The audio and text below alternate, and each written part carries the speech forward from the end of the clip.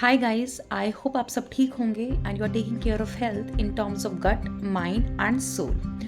You know, yesterday I was talking to one of my old friend and I was congratulating him because his son has just turned 1 this year. And he said कि यार बहुत ज़्यादा emotional burnout हो रहा है. And I said ऐसा क्या हो गया लाइफ में जो इतना ट्रॉमा तुझे फील हो रहा है. एंड ही सेड कि यार there are thousand of things to balance out और कुछ भी बैलेंस नहीं हो रहा. And I said he was right in a certain way. You know, Indian household में जब आप 30s की एज में पहुंचते हो, there are thousand of things which you have to juggle. There are job which provide you salary.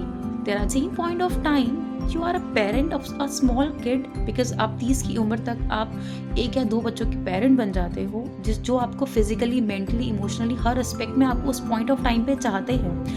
You are a kid to those old age parents who are actually struggling with their own health. और इस चक्कर में जो सारी सबसे ज़्यादा जो आपका ख़राब होता है वो है आपका relationship with your partner, with your spouse. When you try to balance all these things, जो चीज़ सबसे ज़्यादा होती है वो होती है emotional burnout. And this is called as existential depression. और इसके बारे में कोई बात ही नहीं करता. You know, existential depression is basically a kind of depression जब आप अपने खुद के एग्जिस्टेंस पर ही सवाल उठाना शुरू कर देते हो. एंड यू फील लाइक भाई ये हो क्या रहा है मेरी लाइफ में. I mean you have everything in your life, but आपके पास जो नहीं होता वो होता है वक्त अपने खुद के लिए.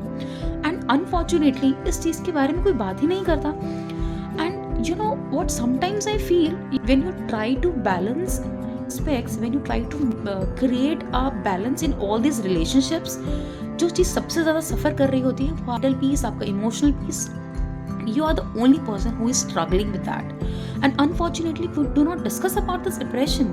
ये mid-30s का जो डिप्रेशन होता है हम अक्सर डिस्कस नहीं करते हैं. ये बात का डिप्रेशन अक्सर उदासी नहीं होता, वो बस स्ट्रॉन्ग दिखने की एक आदत सी बन जाती है. मिड-30s के डिप्रेशन में हम टूट से जाते हैं, लेकिन हम फिर भी अपने आप को स्ट्रॉन्ग बनाते रहते हैं. हम धीरे धीरे अपने आप से ही दूर हो जाते हैं. सब कुछ संभालते संभालते कब खुद को ही हम खो देते हैं हमें पता ही नहीं चलता. बहुत ही ज़्यादा स्ट्रेसफुल सिचुएशन है और इस पर हम लोग कभी बात ही नहीं करते हैं. We never discuss about this with our partner, with our spouse, with our friends, with our peers.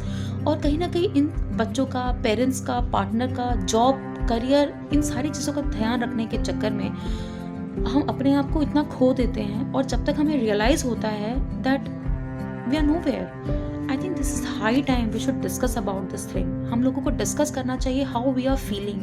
हमें इमोशनल वेंट आउट करना चाहिए इस चीज़ को लेके. And this is high time we should take some measures, you know, अपने आप को फील गुड कराने के लिए. We should do something which makes your dopamine release, so that at least जो इमोशनल बर्नआउट होता है ये मिड-30s में, एटलीस्ट वो कम हो जाए.